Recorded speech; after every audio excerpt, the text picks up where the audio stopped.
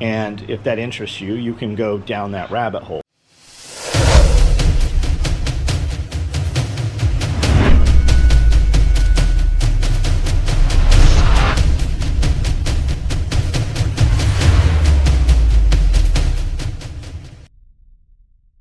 Thursday morning, probably about 9:30, rain. It's getting colder and colder. This rain is supposed to turn to ice, so time to do the animals. The question is, will the weather get better and it'll be nicer, or do you do it now because it might get worse? And you can always wait for something better, but a lot of times it gets worse and you would have been better off doing it when you didn't want to do it right away because it ended up getting worse. When you have living things, there is no option to wait, right? You can't not go out there because it's cold and nasty. You have to go take care of those living things, and it takes longer when it's cold and nasty, but you can help it by staging, which we talk about a lot, right? Staging. When it's not raining and we need feed the next morning, we get the feed now because it's not raining and it might rain tomorrow. That's the biggest thing, right? Somebody asked on the live feed last night, I think they asked Amanda, how do you get the motivation to work out when you don't want to? Right now, work out. Like right now. If you're having the conversation and you're sitting watching me on live feed for 2 hours a night, an hour a night, 30 minutes a night, these videos on YouTube, 15 minutes, put them on, work out. I get up in the morning, get on the treadmill, the stair stepper, the rower, whatever it is, and I just pop the iPad there. You can listen to it while you're working out. Here in the kitchen, you can do body weight squats, you can do push-ups, you can do lunges. There's a ton of stuff you can do that's free, and it doesn't matter what the weather is. You know you need to do it, or you wouldn't ask the question. So the answer is just do it. And when you start to move, things change in your life. You can take everything away from a man and put him in a cage. You can still stay fit in that cage. And when you move, it releases something in your head, right? So I'm about to go. I've got meat left from last week, little leftover bacon there, fresh bacon there, and then I've got a tri-tip there that we never cut up. I'm gonna slice that up and divide it with the dogs. I'm gonna take some of the food out of the fridge here, get it ready to go to the chickens, prep up my meals inside here for the dogs, so all I have to do is go outside and give it to them. Then we'll put on coats, and me and the kid will go outside here and we'll do all the stuff that we don't want to do, and then it'll be done. It's just about doing it, and that's how most things in your life are. Anything, for the most part, you put off and you put off, it only gets worse. When you accomplish them and get them done, so many things that you put off only take 5 minutes, 10 minutes to do. When they're done, you have accomplishment. When you have accomplishment, you have wins. And when you have wins, it is easier to continue to win, right? It's just building momentum. Once you have momentum, always carry the momentum, because it's hard to start it back up once you stop.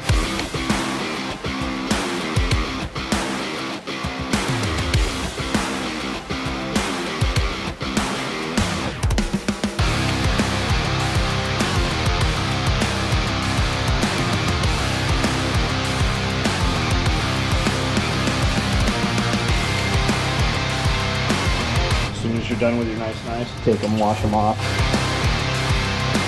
dry them off, put them right back in the block. That way nothing can drop on them, they can't chip, nothing can happen to them because they are safe and dry back in the block. These are eggs from yesterday, straight out of the chicken coop. They have what's called the blossom on them, which is kind of like the slime that comes out of the chicken's butt, except the chicken doesn't have a butt, it has a cloaca. Fish, reptiles, chickens have cloacas. One opening, they poop, they pee, and they breed out of the same hole. That slime that goes on these encases these, and it protects them basically. It keeps any bacteria from getting in the shell. The shell also helps bacteria not get in the shell, but that blossom is why you can leave eggs out on the counter for weeks, if not months at a time, and nothing happens to them. You don't have to put your eggs in the refrigerator like everybody has led you to believe. Now, if you have poop on the eggs, it's poop. Believe it. If it has poop on the eggs, you want to probably rinse it off. That cracked one, I'm going to get rid of that. Bacteria can get in there. Now, if you're going to bring it in here and eat it right away, I wouldn't care, right? But I'm going to rinse these off, not with hot water, but with full pressure. So I'm going to use hot and cold. And I'm just going to rinse these, and if you just get them wet for a minute and let them sit, go do a task or a chore, come back, all that stuff will rinse off. You won't have to rub it with your finger. If you rub it with your finger a lot, you risk the chance of pushing the bacteria in there, in which case, put that in a use immediate tub, right? We usually have like day 1, 2, 3, and then we just rotate them. But if you have something that was really dirty, just put it in a tub and use it the very next time you use your eggs. Get rid of it. So once you've rinsed these off, if you need to preserve them longer, all kinds of stuff you can do. People kept eggs out on the counter for months at a time, and they put it in mineral oil, they put it in cooking oil, just coat it in wax. There's all kinds of things you can do, and if that interests you, you can go down that rabbit hole. There is tons of things for food preservation and stabilization that nobody knows about, right? Because they've just been lost. You have been told you have to have a refrigerator, you have to have electricity, and you have to have these things or you'll die. If that was the case, how are you here? Because you descended, you came from somebody who back back in the day didn't have electricity. So how do they do that? And if you're watching these videos, homestead prepper, survival, whatever it is, right? The ultimate goal for the ultimate prepper is to be a homestead or a farm, right? Fully self-sufficient, or as much as possible. And you can do that in any manner you want to do it. You can live in a cabin, alone, secluded, old curmudgeon, you know, nobody around you, and you just do for yourself. You could also do that in a multi-million-dollar piece of property that's amazingly beautiful and has an airplane hangar. Garage Goals is a Facebook group I'm in, and I sent some video and pictures of a building for sale, a house property for sale. It has a high bay aircraft hangar. It's got a helicopter in it. Just a beautiful, beautiful property. You could do it in that manner if you had a bunch of people around and it was a secure location and hard to get to, right? That's up to you how you do it. But the end goal is to be more prepared and more self-sufficient and not have to rely on things. Right now, we're about to have ice storms. We had one in the late 90s that has everybody super gun shy, and it knocked all the power out. All the power poles snapped, all the power lines broke in addition to the poles, and they didn't have any power here for 2 weeks. Hundreds of surrounding miles, no power, couldn't drive down the road, just sheets of ice, and then it would rain more and get cold, and it just kept accumulating on the ice. So everybody's gun shy of that, rolling around trying to get alternate sources of heat, trying to get bags of salt, trying to get milk and bread. Everything's wiped out in the grocery store, and when this happens, there's no fuel in the fuel pumps because it gets wiped out pretty fast. Are you having to run out right now to get fuel, or do you already have fuel? Are you trying to figure out what you're going to do if the power goes out? Most people's heaters in their houses, even if it's natural gas, don't run without electricity. I have 5 heat and air sets in this building. They're big. We run on natural gas, but they don't run without electricity. If the power goes out, will we fire those? No, we won't. We'll use kerosene heaters. We'll sleep in sleeping bags if we need to. This stove is forced, so as long as the main pumps at the pump station stay on, we have standing pilot light, so we can cook and heat water off of this. You'll take a bath by taking a big pot of water and get it hot, and then you'll take a bath with a hot pot of water and a cold pot of water, and we use a metal cup, just a little metal coffee cup. You can use anything, a ladle, whatever, and we'll make the water so that it doesn't burn you and it doesn't freeze you, and you'll wet up, you'll lather up, and then you'll rinse off with that thing. There's always a way to do it. People just don't realize what the way to do it is. So I don't know, I can go on for hours about this stuff, but I just try to add a little bit in. I actually stop myself because I have work to do. I just try to communicate with you guys, and I do all these videos throughout my workday, and some of them make it into videos and some of them don't make it into videos.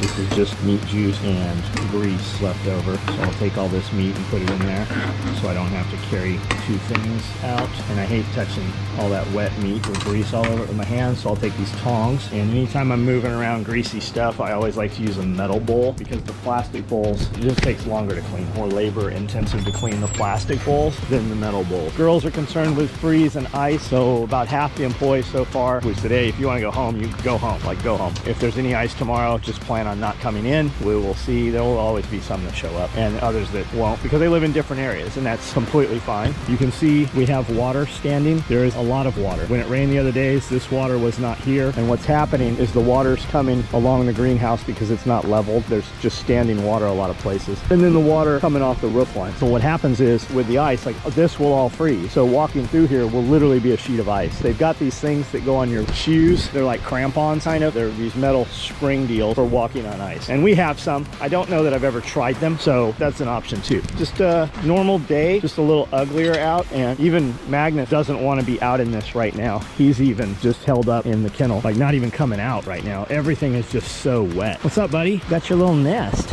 And he'll climb in that box. Sometimes still he'll get in the dog loo. This straw is all completely dry here. He'll dig through this shit and get himself a warm spot. Sometimes he'll come out and he'll have this all pushed up against the wall like a wind block, and sometimes he'll have it spread out. He just adjusts it like you do, you know, when you're hot in bed and you kick the sheets off and then you get it cold and you move it. He does that.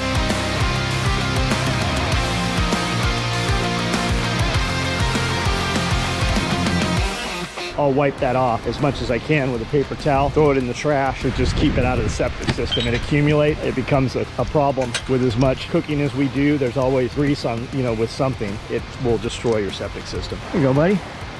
My shoe is already soaked. When I step down, the water is already deep enough that my foot's going under the water. In the row house here, as you see, we are not using to its potential. It's considerably warmer in here, also dry in here. We put a lot of wood chips down under here when we put this in, which might have been a mistake. We've got ants living under here. I don't know where they're at right now, but that's what that push up there is. That dirt is ants under here. These plants are all from the very beginning of the coup, so like 2019 and a half, I guess, when people did the mass toilet paper buyout. We bought plants, and these plants eventually got moved in here, and we've just ceased watering them. There's lavender, these were cabbage, there's all kinds of stuff, and we've just left them here. We will supplement this oil. We'll cut these off. We won't pull them out. We'll cut them off, leave the root systems in place. We'll top dress them with rabbit manure and plant whatever in here and continue to use these beds. At some point, we'll put a ton more in here. And our new sprouts, we'll start sprouting stuff under grow lights pretty soon, and then those will move into here to start hardening off probably 6 weeks, 8 weeks before we could put them out. And then we will start to open the doors at that point and let it kind of acclimate to weather. But we'll be 2 months ahead at easy on a lot of our plant starts this year. So we'll actually grow. Also, we'll start stuff in the ground in addition. So we'll grow everything 3 times through the year, this coming year. Not this coming year, but like the coming growing season, right? Your growing year. Jeremy was just asking me, like, is there anything we need to do to prep up for the ice and everything? And I'm like, no, like, what would we do? And he's like, well, like the aquaponics system, do you need help doing anything? I'm like, no, we don't even fight it anymore. We will turn the pump off and let freeze what freezes. I've got multiple pumps sitting in boxes right now. We know that it's always this little bell housing piece here that freezes up, which we have multiples of those. And somewhere in these pipe joint or pipe, something will crack. And when that unfrosts, when it unfreezes, we'll just fix it. Like, here's a crack right here. I didn't even notice that. It's not even leaking right now. We don't even fight it. We just repair it. It's faster than trying to guess what's going to happen. And when you fix something, you always amplify a weakness somewhere else in the system. So we're not even concerned with it anymore. Out into the wild, not so blue yonder. Pretty gray out. It's pretty dreary. Dreary, like Eeyore. Oh bother. Doesn't feel cold. I have an expeditionary hoodie. Really don't know why I'm even riding the four-wheeler up here at this point. I'm not carrying anything. My helper is pretty good, but every now and then misses something. Like this gate shouldn't be open right now like it is. So there's always some silly shit. Like the dogs could totally get out here. That's not okay. But I'll just come up here and kind of just double check everything. Top water while we have a hose that will run, because tomorrow and the next few days, there won't be a helper here. Left the gate open. I did? Yeah. Well, it wasn't closed and it was open about this big. The dogs could have walked right out of it.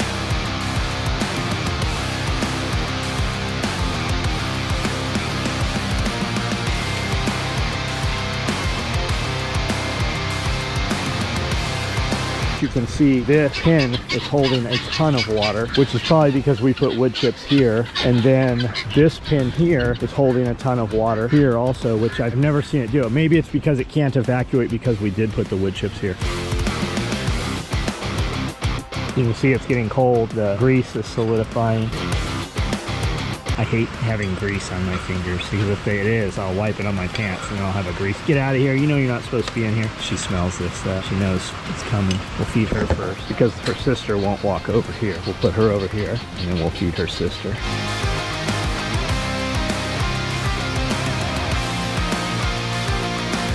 It's getting cold. My hands are cold.